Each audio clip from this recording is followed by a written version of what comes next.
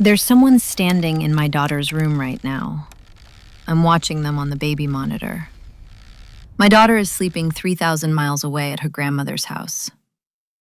My name is Yasmin Pacheco, and I need to tell you what's been happening. Because what started as a simple technical glitch turned into something I still can't fully explain. And because right now, at this very moment, I'm sitting in my living room in Seattle, watching someone move around in my daughter's empty bedroom. Let me back up. 3 weeks ago. My daughter Estella is 4 years old. She's staying with my mom in Miami for the summer, 6 weeks of swimming pools and her grandmother's cooking and absolutely no Seattle rain. My mom offered, and after the year we'd had, I thought some separation would be good for both of us. I'm a data analyst. I work from home, single mom. The kind of person who triple checks locks and keeps her phone charged at all times. Not paranoid, just careful. Before Estella left, I set up a new baby monitor in her room, one of those fancy ones with the camera that connects to Wi-Fi. She's 4, so technically she doesn't need a baby monitor anymore, but she'd been having nightmares. The camera made her feel safe. Made me feel safe too. After she left for Miami, I kept the monitor running. I know that sounds weird, an empty room with a camera pointed at an empty bed. But I liked checking it. Opening the app on my phone, seeing her room exactly as she'd left it. Her stuffed animals arranged on the bed, her nightlight glowing softly in the corner. It made her feel less far away. 3 weeks ago, on a Tuesday night, I was working late, about 11:30 p.m. I opened the monitor app to check on her room before bed. Stupid, I know, checking on an empty room. And I saw something that made my heart stop. The door to her closet was open. Not just open, wide open. I could see inside, her dresses hanging up, her shoe rack, the storage bins on the shelf. I'd closed that closet door before she left. I was absolutely certain. I remember doing it. Click of the latch, everything. Maybe I'd misremembered. Maybe I'd left it open without realizing. Maybe the latch hadn't caught properly and it had drifted open on its own. But the door opened inward, into the closet. It couldn't just drift open. Someone would have to pull it. I went upstairs, turned on every light on the way, pushed open Estella's door. The closet was indeed open, exactly as it had appeared on the monitor. I closed it, made sure the latch caught. Checked under the bed, checked behind the curtains, checked every window, all locked from the inside. I went back downstairs, opened the monitor app again. The closet was closed. Everything looked normal. I convinced myself I'd imagined it. Stress, missing my daughter, working too much. 2 nights later, Thursday, I woke up at 3:17 a.m. to my phone buzzing. Motion alert. The baby monitor app sends notifications when it detects movement in the room. I opened the app, heart already racing. For a moment, I didn't see anything, just Estella's empty room, the nightlight casting its soft glow, the bed with its stuffed animals. Then I saw it. One of the stuffed animals, a pink elephant she called Mr. Trunk, was in a different position. It had been sitting upright against the pillow. Now it was lying face down at the foot of the bed. I stared at my phone screen for a full minute, watching, waiting for something else to move. Nothing did. I went upstairs again, slower this time, more careful, opened Estella's door. Mr. Trunk was lying face down at the foot of the bed, exactly as shown on the monitor. I picked up the elephant, examined it. It was just a stuffed animal, no mechanisms, no reason it should move on its own. I put it back upright against the pillow, locked Estella's door from the outside this time, took the key with me. The next morning I spent 3 hours researching. Can stuffed animals fall over on their own? Yes, if the bed shifts. Can old houses settle and cause vibrations? Yes. Can baby monitors glitch and show false motion alerts? Absolutely. I felt better. There were explanations, rational explanations. Saturday night, 11:47 p.m. I was watching Netflix when my phone buzzed. Motion alert. I almost didn't check it. Almost. But something made me open the app. There was a person standing in my daughter's room, not moving, just standing, in the corner by the dresser, facing the wall, completely still. The figure was tall, adult height, wearing what looked like dark clothing. I couldn't see their face because they were facing away from the camera. I called 911, hands shaking so hard I could barely dial. Told them someone was in my house, gave them my address. They said officers were on the way. Stay on the line. Don't go investigate alone.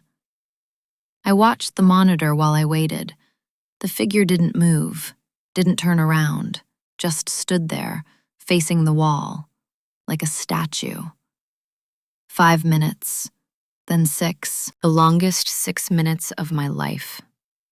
I heard sirens, saw blue lights through my front window. 2 officers came to the door. I let them in, showed them the monitor on my phone. The figure was still there, still standing, still facing the wall. "Ma'am, stay here. We're going to check upstairs." I watched on my phone as the officers went upstairs, heard their footsteps overhead, heard them moving through the second floor, heard one of them say, "Clear," from the hallway. On my phone, the figure was still visible, still standing in Estella's room. The officer came back downstairs. "Ma'am, there's no one up there. We checked every room. All the windows are locked. The door to your daughter's room was locked from the outside, just like you said." "But they're right there. Look." I held out my phone. The officer looked at the screen. His expression changed. That's your daughter's room? Right now?" "Yes." "We were just in there. There's no one there." We went upstairs together, me, both officers. I unlocked Estella's door, pushed it open. The room was empty, completely empty. No one standing in the corner, no one anywhere. I looked at my phone again. The figure was gone. The room on the monitor now matched the real room, empty. The officer cleared his throat. "Ma'am, these Wi-Fi cameras can sometimes pick up interference. Old footage gets cached, or someone could be hacking into your feed. I'd recommend changing your passwords, maybe getting a new camera." They left. I thanked them, triple-locked the doors behind them, went back to Estella's room. Everything was exactly as it should be, but I couldn't shake the image of that figure, standing so still, facing the wall. The next morning, I did everything the officer suggested, changed all my passwords, changed my Wi-Fi password, updated the monitor's firmware, even called the camera company's tech support. Tech support was unhelpful. They ran diagnostics, said everything looked normal, suggested I might have seen a reflection, or a shadow, or interference from another device. I spent the afternoon reading online forums about baby monitor glitches, found dozens of posts from parents who'd seen weird things on their monitors, shadows that moved wrong, faces in static, voices in the white noise. Most had rational explanations. Pareidolia, the human tendency to see faces in random patterns, low light conditions creating illusions, compression artifacts in the video feed. I convinced myself that's what I'd seen, a glitch, a shadow, my brain making patterns out of nothing. Sunday night, 11:47 p.m. again, I got another motion alert. I'd been expecting it, same time as 2 nights before. I opened the app. The figure was back, same position, same corner, same dark clothing, facing the wall. But this time, I noticed something I'd missed before. The figure was slightly closer to the camera than it had been 2 nights ago. Not by much, maybe 6 inches, but definitely closer.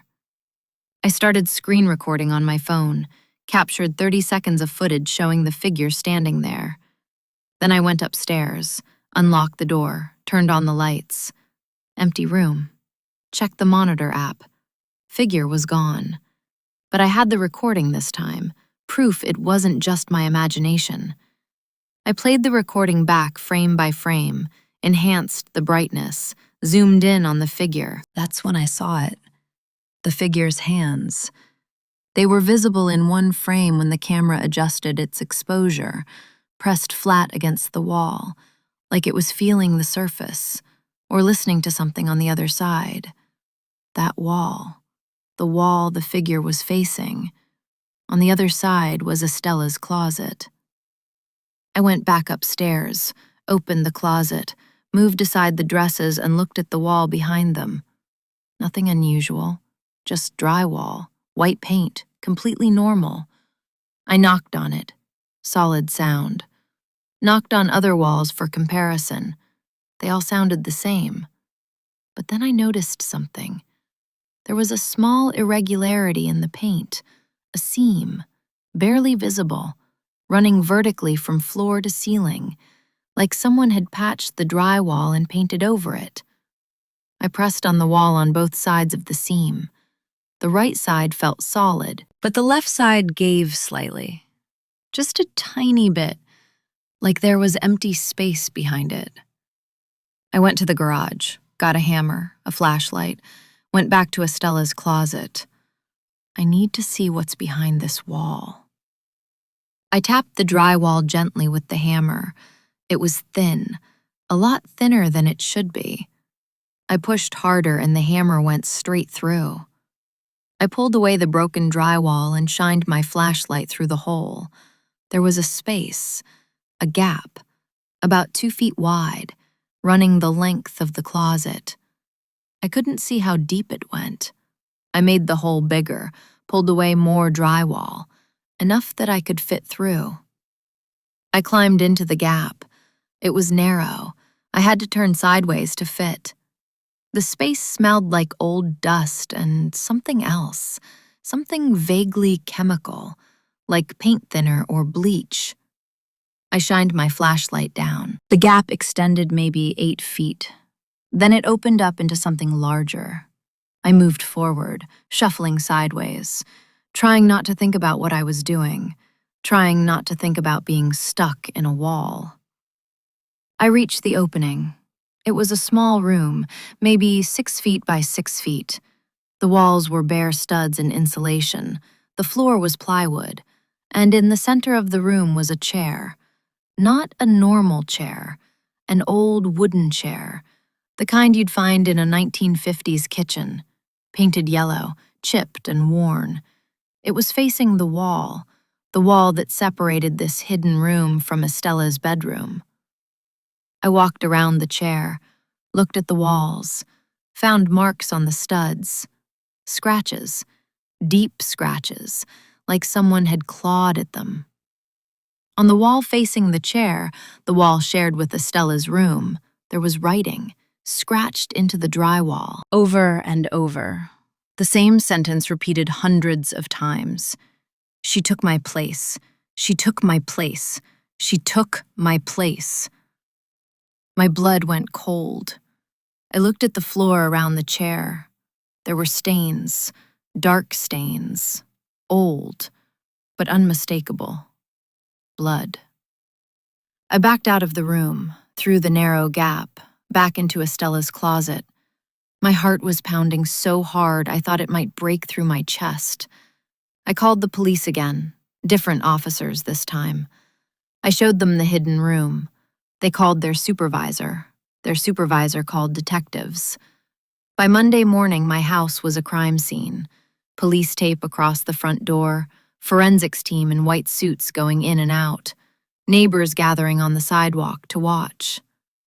The lead detective was a woman named Scarlett Hansen, mid-40s, sharp eyes, the kind of person who noticed everything. Ms. Pacheco, I need to ask you some questions about the house. How long have you lived here? 3 years. I bought it when Estella was 1. And you never knew about the hidden room? No, never. I had a home inspection before I bought it. They didn't find anything. Detective Hansen pulled out a tablet, showed me a photo. We pulled the property records. This house was built in 1987. The original owner was a man named Bentley Correa. He lived here until 2018. Then it was sold to a flipper who renovated and sold it to you in 2022. So Correa owned it for 31 years. Yes, and we found something in the hidden room, behind the insulation. I need to ask, have you ever heard the name Ramona Henson? No? Who is she? Detective Hansen sat down across from me. Ramona Henson disappeared in 1992. She was 23 years old. Last seen leaving her apartment in the University District. Never seen again. The case went cold. We found her driver's license in the wall cavity, along with other personal items. He kept her in there? In that room? That's what we believe. We're bringing in cadaver dogs, doing a full forensic sweep. But based on what we've found so far, yes. We think Bentley Correa kidnapped Ramona Henson and held her in that room for some period of time. I started shaking. I'd been living in a house where someone had been held prisoner. My daughter had been sleeping in a room with a hidden torture chamber behind the wall. Miss Pacheco, I need to ask you about the baby monitor. You said you saw a figure on it multiple times? Yes, always in the same spot, standing in the corner, facing that wall, the wall with the hidden room behind it. Can you show me the recordings? I pulled up the screen recording on my phone. Detective Hansen watched it 3 times, enhanced it, zoomed in on the figure. The figure's build, female, slender, about 5'5". Ramona Henson was 5'4". You think I'm seeing her ghost? I think we need to focus on the physical evidence right now, but I'm not going to dismiss what you saw. Over the next 2 days, the forensics team worked. They found more in the hidden room, bloodstains that matched Ramona's DNA from her parents' samples, strands of hair, clothing fibers, and something else. A journal, hidden under a loose floorboard. Detective Hansen showed me photographs of the pages. Ramona's journal, written during her captivity. The first entry was dated November 3rd, 1992. Day 1. He's keeping me in a room with no windows. I can hear people on the other side of the wall. I've screamed until my voice is gone. No one hears me. November 10th. Day 8. He brings food once a day. Makes me sit in the chair facing the wall while he watches. Says I have to learn my lesson. I don't know what lesson. I don't know what I did wrong. November 24th. Day 22. I can hear a child in the next room. A little girl. She sings sometimes. I've tried tapping on the wall to let her know I'm here. She tapped back once.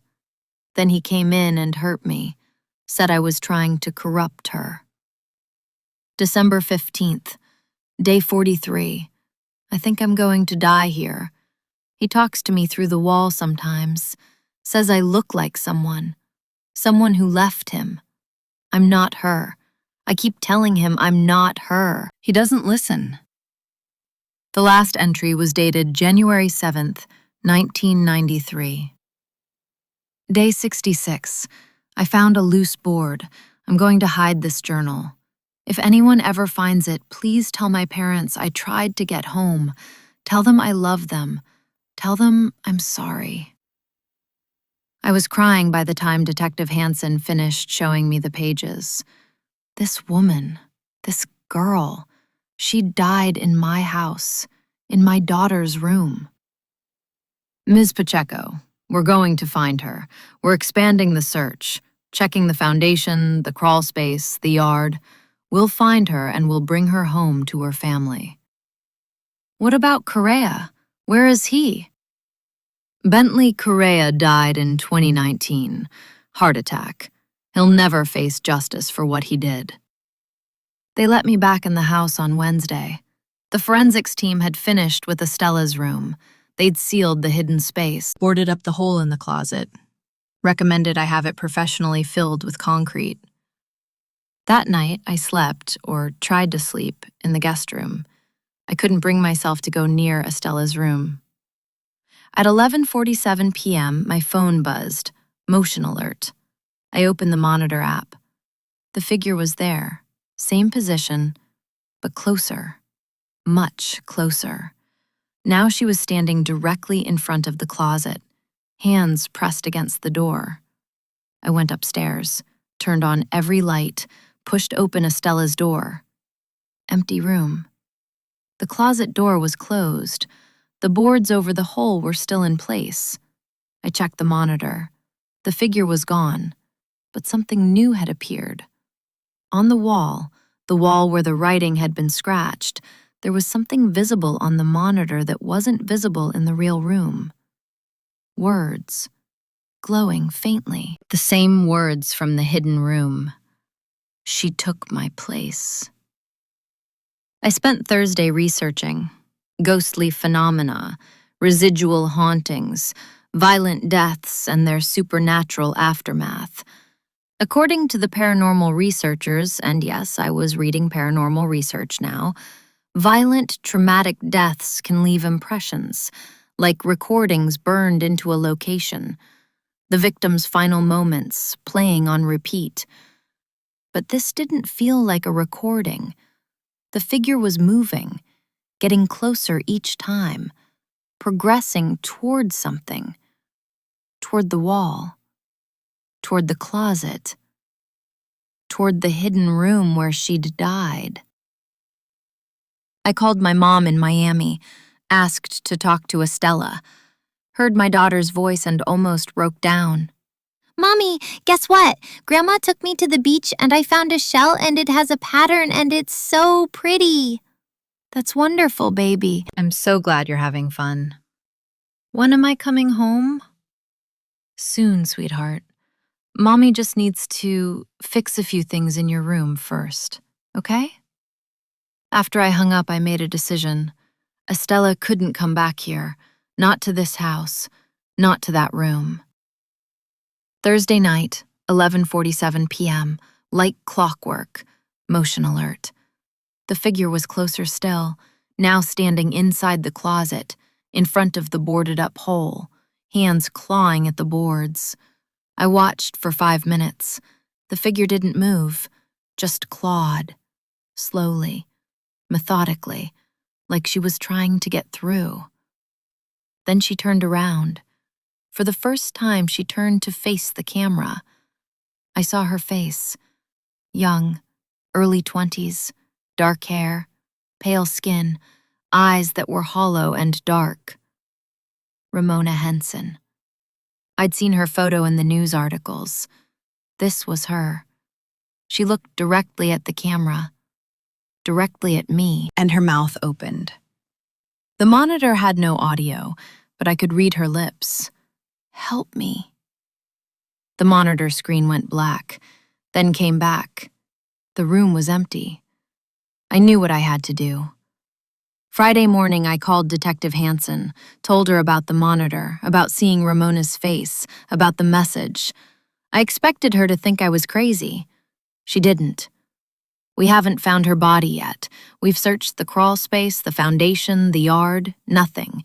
If she's trying to communicate where she is, you want me to keep watching the monitor? I know how this sounds, but 30 years her family has been waiting. If there's any chance at all, that she can show us where to look. I agreed. Of course I agreed. Friday night I prepared, set up my laptop to record the monitor feed, had my phone ready, notebook to write down anything I saw. 11:47 p.m. arrived, motion alert. Ramona was there, but not in the closet this time. She was kneeling in the center of the room, pointing at the floor. I recorded everything. She stayed there for 3 minutes, pointing, looking at the camera, looking at me. Then she faded away. I called Detective Hansen immediately, sent her the recording. She called back 10 minutes later. The floor, she's pointing at the floor. We didn't check under the floorboards. We assumed the hidden room was where, but what if it wasn't? Saturday morning, the forensics team came back. They brought ground-penetrating radar, scanned the Stella's bedroom floor. They found an anomaly, a hollow space beneath the floor, in the exact spot Ramona had been pointing. They tore up the floor, pulled up the carpet, removed the floorboards, exposed the subfloor beneath. There was a seam, a removable panel. They pried it up. Beneath was a small crawl space, maybe 4 feet deep, and inside, we found her. Ramona Henson. Her remains had been under Estella's bedroom floor for 32 years, under the carpet my daughter played on, under the bed she slept in. All this time. They removed her carefully, respectfully. Detective Hansen called Ramona's parents. After 32 years of not knowing, they finally had an answer. That night I sat in the living room, staring at the monitor app, waiting for 11:47 p.m. It came. No motion alert. I opened the app anyway, looked at Estella's room. Empty. Completely empty. No figure, no apparition, no Ramona. She'd gotten what she needed. She'd been found. Her family could bury her. She could rest. I thought it was over. I was wrong. Sunday, 11:47 p.m. Motion alert. I opened the app. There was a figure in Estella's room, but it wasn't Ramona. This figure was male. Tall, broad-shouldered, standing in the same spot Ramona had first appeared, facing the wall. My blood ran cold. I called Detective Hansen. She was still in Seattle wrapping up the case. She came over immediately. I showed her the monitor. The figure was still there, still facing the wall. That's not Ramona. Who is it? We went upstairs together, opened Estella's door. The room was empty. Checked the monitor. Figure was gone. Detective Hansen stood in the middle of the room, looking at the torn-up floor, the boarded closet, the wall. We need to search the whole house. You think there are more? Bentley Correa owned this house for 31 years. Ramona disappeared in 1992, but we never found evidence linking him to her. No witnesses, no connections. It was random, and if it was random, she might not have been his only victim. Monday morning, they brought in the full team. Ground-penetrating radar for the entire house, walls, floors, foundation, yard. They found 2 more hollow spaces, one in the basement, behind a false wall in the utility room, one in the crawl space, beneath the kitchen. They opened them carefully, documented everything. And inside, 2 more bodies, 2 more women. Both missing persons from the 1990s, both unsolved cases. Celeste Prince, disappeared 1994. Imani Harding, disappeared 1997. My house was a tomb. 3 women murdered and hidden away. 3 families who'd been waiting for decades. And I'd been living here. My daughter had been playing here, Monday night, 11:47 p.m. I was staying at a hotel, but I still had the monitor app. Motion alert. All 3 of them. Ramona, Celeste, Imani. Standing in Estella's room, facing the camera, looking at me. And behind them, written on the wall in that ghostly glow, he's still here. I called Detective Hansen, sent her the screenshot. He's still here. She understood immediately. Bentley Correa is dead, but the house. Yasmin, what if he's haunting it too? He died in the house? Let me check. Give me 10 minutes. I waited, staring at the monitor. The 3 women were still there, still facing the camera, like they were warning me. Detective Hansen called back. Bentley Correa died on August 3rd, 2019. Cause of death, heart attack. Location of death, 2247 Maple Street. That's your address. Where in the house? Long pause, then the master bedroom, 2nd floor. Your bedroom. I'd been sleeping in the room where he died for 3 years. I watched the monitor. The 3 women suddenly moved, all at once. They turned to face something behind them, something I couldn't see on the camera. Then they scattered, like they were afraid. A 4th figure entered the frame, male, the same build as the figure I'd seen before, but this time I could see his face. Bentley Correa. I'd seen his photo in the property records. This was him. He looked directly at the camera, directly at me, and smiled. Then he walked out of Estella's room. I could track his movement through the house on the monitor, down the hallway, into my bedroom, the bedroom I'd been sleeping in. He's been in my room this whole time. Don't go back there. Stay at the hotel. We're bringing in a specialist. What kind of specialist? Someone who deals with this kind of situation. Tuesday afternoon, Detective Hansen brought the specialist to my hotel. Her name was Octavia Parra. She specialized in paranormal criminal investigation. Yes, apparently that's a real thing. Ms. Pacheco, I've reviewed the evidence. What you're experiencing is called a residual haunting with an active component. The 3 victims are residual. They're showing you what happened. But Bentley Correa is active. He's aware, and he's territorial. He thinks it's still his house. Yes, and your daughter's room, that's where he kept his victims. That's his trophy room, essentially. He's been watching it, guarding it. He's been watching my daughter. It's good she's not there right now. Octavia explained the plan.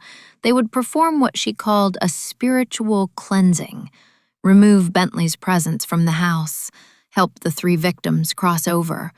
But they needed my permission. It was my house. Do it. Do whatever you need to do. Tuesday night, they performed the ritual. I wasn't allowed to be there. Octavia said my presence might anchor the spirits. I had to wait at the hotel. But I had the monitor. I watched on my phone as Octavia and 2 assistants moved through the house. They burned sage, spoken languages I didn't recognize, sprinkled salt in doorways. At 11:47 p.m., they were in Estella's room. The 3 women appeared, Ramona, Celeste, Imani, standing together. Then Bentley appeared, behind them, reaching for them. I couldn't hear what Octavia was saying, but I could see her standing between Bentley and the women, arms outstretched, speaking. The monitor feed flickered. Static washed across the screen. When it cleared, Bentley was closer to Octavia, almost touching her. Then he lunged. Octavia didn't move. She held her ground, kept speaking. Held something up, a small object I couldn't see clearly. Bentley stopped, jerked back, like he'd hit an invisible wall. The 3 women moved, together. They surrounded Bentley, reached for him, grabbed him. He tried to pull away, couldn't. They held him. The monitor screen went white, completely white, for 30 seconds. Then it cleared. The room was empty. All of them, Bentley, Ramona, Celeste, Imani, gone. My phone rang. Octavia. It's done. The house is clear. They've all moved on. Thank you. You're welcome. But, Ms. Pacheco, I wouldn't live in that house. Too much trauma, too much death. Even with the spirits gone, the memories remain. It's been 6 weeks. Estella came home from Miami last week, but not to the house on Maple Street. We're in a new apartment now, a nice 2-bedroom in a building built in 2015. No history, no hidden rooms, no ghosts. I sold the house. Full disclosure to the buyers about what had happened there. Surprisingly, someone still wanted it. A paranormal investigator who plans to turn it into a museum. I hope the 3 women approve. Estella doesn't remember much about the old house. She was sad to leave her old room, but she loves her new room. We decorated it together. Bright colors, no closets with hidden spaces, windows that let in lots of light. I got rid of the baby monitor. No cameras in her room anymore. If she needs me, she calls out and I hear her. The old-fashioned way. The families of Ramona, Celeste, and Imani all held funerals. I attended all 3. Met the parents who'd been waiting decades to bury their daughters. Met the siblings who'd grown up without them. They thanked me. I don't know why. I didn't do anything except live in a haunted house. Ramona's mother gave me something at the funeral. A small photograph. Ramona as a child, maybe 8 years old, smiling at the camera. She wanted to help people, even after everything he did to her, even in death. She helped you find her. She helped us find peace. Thank you for listening to her. I keep that photograph on my dresser, a reminder that sometimes the dead need us as much as we fear them. Last night, before bed, Estella asked me a question. Mommy, why did we move? Because the old house had bad memories, and we needed a fresh start. Okay. I like this house better anyway. It's happier. Yes, baby, it is. I tucked her in, kissed her forehead, turned on her nightlight, the same one from the old house, left her door open just a crack. I don't think about the monitor anymore. Don't think about the figure standing in the corner. Don't think about Bentley Correa watching my daughter sleep. Most nights, anyway. But sometimes, when I'm drifting off to sleep, I swear I hear a sound from Estella's room. Footsteps. Soft. Moving around. Standing by her bed. I tell myself it's just the building settling. Old pipes. Neighbors upstairs. But I always get up to check anyway. And so far, her room is always empty. So far.